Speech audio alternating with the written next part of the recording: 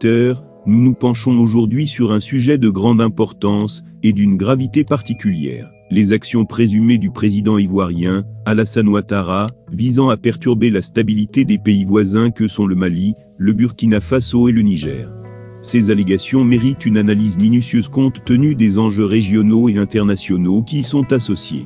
Tout d'abord, il convient de noter que certaines personnes ont pu penser que la pression internationale et l'épuisement des efforts occidentaux pour résoudre les crises au Mali, au Burkina Faso et au Niger auraient pu dissuader Alassane Ouattara d'entreprendre des actions hostiles.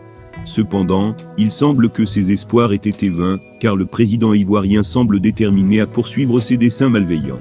À l'heure actuelle, Alassane Ouattara œuvre en coulisses pour faire convoquer un sommet extraordinaire de la CEDEAO, Communauté économique des États de l'Afrique de l'Ouest, avec pour ordre du jour les situations préoccupantes au Mali, au Burkina Faso et au Niger. Son principal objectif est d'exiger que ces trois États organisent des élections dans un délai très court. Cette initiative découle de la crainte d'Alassane Ouattara à l'égard des coups d'État militaires, qu'il perçoit comme une menace sérieuse pour la stabilité régionale. Il cherche à prendre des mesures préventives pour, selon ses propres termes, châtier ces pays et éviter que le spectre des coups d'État militaires ne se propage dans la région ouest africaine. La perspective de voir des militaires prendre les rênes du pouvoir dans ces trois pays le trouble profondément. Alassane Ouattara s'emploie donc à manœuvrer en coulisses pour pousser la CEDEAO à envisager l'option militaire comme solution à ces problèmes.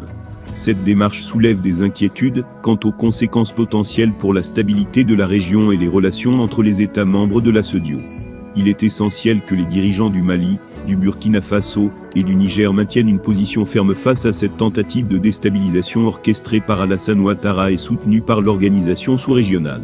Ils doivent s'unir pour exprimer leur désaccord envers toute décision de la CEDEAO d'opter pour une solution militaire. Ils doivent également rappeler que la paix et la stabilité de l'Afrique de l'Ouest dépendent d'une approche constructive et diplomatique. En outre, les populations du Mali, du Burkina Faso et du Niger doivent rester vigilantes, car Alassane Ouattara n'a peut-être pas encore épuisé toutes ses options pour parvenir à ses fins. La collaboration et la solidarité entre les citoyens de ces pays sont essentielles pour faire face aux défis qui se présentent. En conclusion, cette situation complexe nécessite une surveillance constante et une diplomatie active pour prévenir toute escalade de la tension. La paix et la stabilité en Afrique de l'Ouest sont des biens précieux qui doivent être préservés à tout prix, et cela exige une coopération régionale et internationale accrue pour relever ces défis cruciaux.